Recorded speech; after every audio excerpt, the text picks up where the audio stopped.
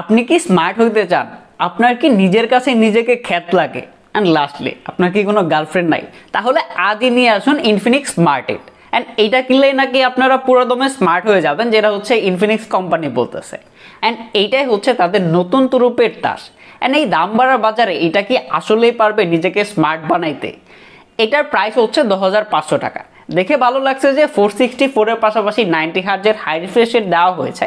এর পাশাপাশি আরও অনেকগুলো ভালো দিকও আছে। অ্যান্ড এখানে কোথায় কোথায় আরও বেশি স্মার্ট হওয়ার দরকার আছে সেই সব কিছু হচ্ছে দুধ কা দুধ পানি কা পানি বের করে দিব আমি। অ্যান্ড এই ভিডিওতে হচ্ছে যে আসলে রিয়েল অ্যান্ড অথেন্টিক কথাবার্তা শুনবেন। এখানে অনেক কিছু হচ্ছে আপনাদের ভালো নাও লাগতে পারে, বাট যেটা সত্যি সেটাই বলবো। অ্যান্ড ভিডিওটা ফুল দেখবেন। অ্যান্ড ভিডিও ভালো লাগলে অবশ্যই সাবস্ক্রাইব করে নোটিফিকেশন বেল ওপেন করে রাখবেন।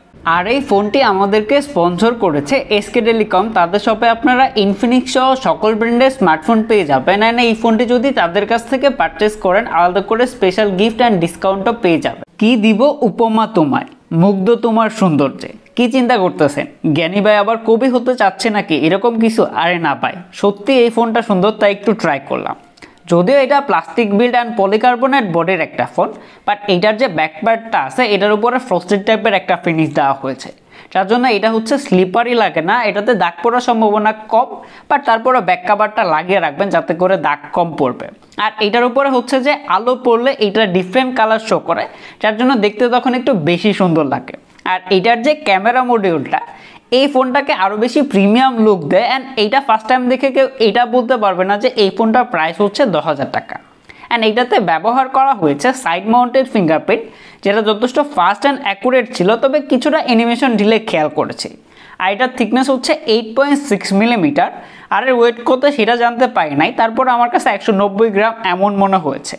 সাইজটাও ঠিকঠাকই ছিল, এক হাতে ভালোভাবেই ধরতে পারতেছিলাম, গ্রিপিং নিয়ে তেমন কোনো প্রবলেম হয় নাই। অ্যান্ড এইখানে সিঙ্গেল স্পিকার ব্যবহার করা হয়েছে। আমার প্রবলেম সিঙ্গেল স্পিকার নিয়ে না। ইনফিনিক্স হচ্ছে মার্কেটিং করছে যে এটার সাউন্ড বাড়াইছে, বাট এইটা দিয়ে যখন হচ্ছে গান শুনতেছিলাম বা অন্যান্য কাজ করতেছিলাম তখন হচ্ছে এইটার সাউন্ডটা আমার কাছে কেমন জানি লাগছে, মানে ডিস্টরশন খেয়াল করেছি। অ্যান্ড এখানে আপনারা দুটি সিমের পাশাপাশি মেমোরি এক্সপান্ড করতে পারবেন আপ টু 1 টেরাবাইট পর্যন্ত।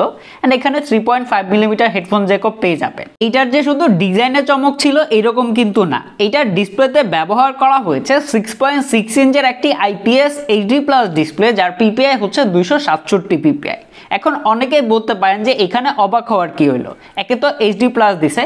অবাক হওয়ার বিষয় হচ্ছে যে 10,500 টাকা প্রাইস পয়েন্টে অনেক ব্র্যান্ডের কাছ থেকে এখনকার সময়ে পাঞ্চল দেখা যায় না, এখানে পাঞ্চল দেওয়া হয়েছে। ইভেন এইটার ডিসপ্লেটা কিন্তু ব্রাইট অ্যান্ড কালারফুল ছিল, কোনো রকম নেগেটিভিটি বা কালার শিফটিং খেয়াল করে নাই। তবে 720p হওয়ার জন্য অবশ্যই কিছুটা শার্পনেসের ঘাটতি ফিল করবেন যখন হচ্ছে কাছে থেকে ভিডিও দেখবেন। বাট যারা হচ্ছে ফার্স্ট টাইম একটা স্মার্টফোনে শিফট করতেছেন তাদের এইটা নিয়ে তেমন কোনো প্রবলেম হবে না। তবে ভালো ব্যাপার যে এইটাতে 90 হার্জের হাই রিফ্রেশ রেট দেওয়া হয়েছে, যেটা হচ্ছে ভালোভাবে কাজ করতেছিল, তেমন কোনো লেটেন্সি খেয়াল করে নাই। বাট কিছু কিছু ওয়েবসাইটে গিয়ে এটা অ্যাকুরেটভাবে কাজ করে না। অ্যান্ড এইটার যে চিন অ্যান্ড বেজেল, এটার উপরের চিনটা কম ছিল, বাট লোয়ার চিনটা যদি আরেকটু কম হতো তাহলে দেখতে আরেকটু ভালো লাগতো। তবে এটাতে কোনো রকম প্রোটেকশন নাই, যার জন্য অবশ্যই আলাদা করে একটি স্ক্রিন প্রোটেক্টর লাগিয়ে রাখবেন, না হলে হাত থেকে পড়লে অক্কা পাবে। আর এর পিক ব্রাইটনেস হচ্ছে 500 নিটস, যেটা হচ্ছে খাতা কলমে অনেকটাই ব্রাইট, বাট এই ফোনটার বেলায় এমনটা ছিল না। এটা হচ্ছে ইনডোরে মানে ঘরের ভিতরে ভালোভাবে ব্যবহার করতে পারবেন, বাট যখন হচ্ছে বাহিরে ব্যবহার করবেন তখন হচ্ছে ফুল ব্রাইটনেসে ব্যবহার করতে হয়। আর ডিরেক্ট সানলাইটটা হচ্ছে অবশ্যই প্যারা খাবেন, এইটা নেই। এইটা আমার কাছে একটা প্রবলেম মনে হয়েছে। তো লন ক্যামেরা নিয়ে একটু কথাবার্তা কই। এই ফোনটি রেয়ারে থাকছে ডুয়াল ক্যামেরা সেটআপ, যার মেইন ক্যামেরাটি হচ্ছে 13 মেগাপিক্সেলের মেইন সেন্সর, আরেকটা হচ্ছে 0.3 মেগাপিক্সেলের ডেপথ সেন্সর। আর এর ফ্রন্টে আসলেই পাচ্ছেন 8 মেগাপিক্সেলের সেলফি ক্যামেরা। অ্যান্ড এইটা দিয়ে আপনারা 1080p 30 fps এ ভিডিও রেকর্ড করতে পারবেন। তো এটার যদি পিকচারগুলো নিয়ে বলতে হয় তাহলে 10,500 টাকা প্রাইস পয়েন্টে ঠিকঠাকই বলা যায়, তবে এখানে আরেকটু ইমপ্রুভের দরকার আছে। তারপরে ছবিগুলো দিয়ে দিলাম, আপনারা দেখে কমেন্ট করে জানাবেন কেমন লেগেছে।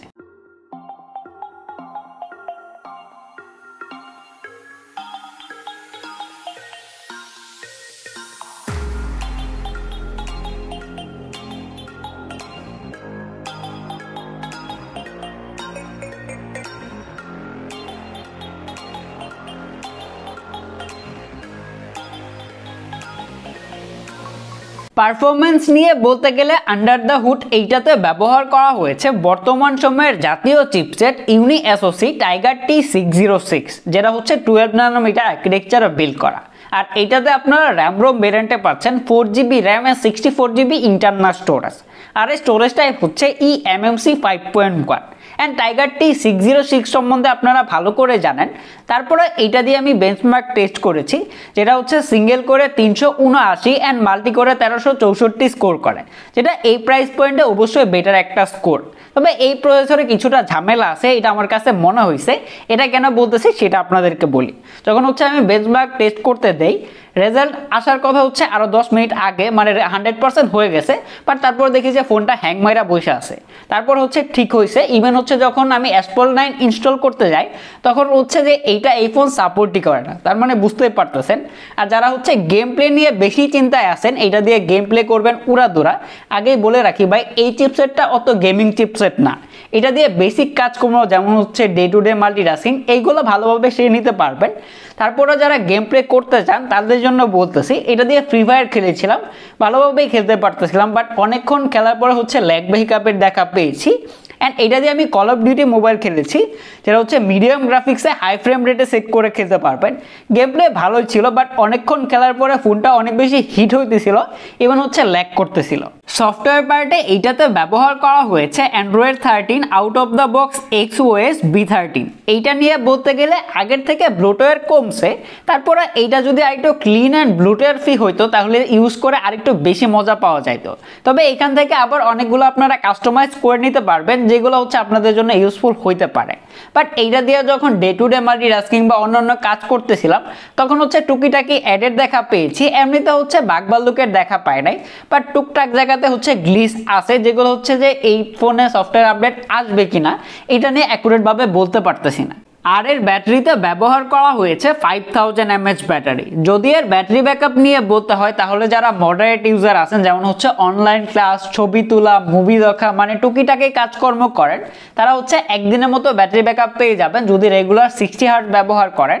আর যারা হচ্ছে হেভি মাল্টিটাস্কিং করেন, ইভেন হচ্ছে 90 হার্টজ ব্যবহার করেন, তাহলে হচ্ছে যে 7.5 থেকে 8 ঘন্টার মতো স্ক্রিন অন টাইম পেয়ে যাবেন।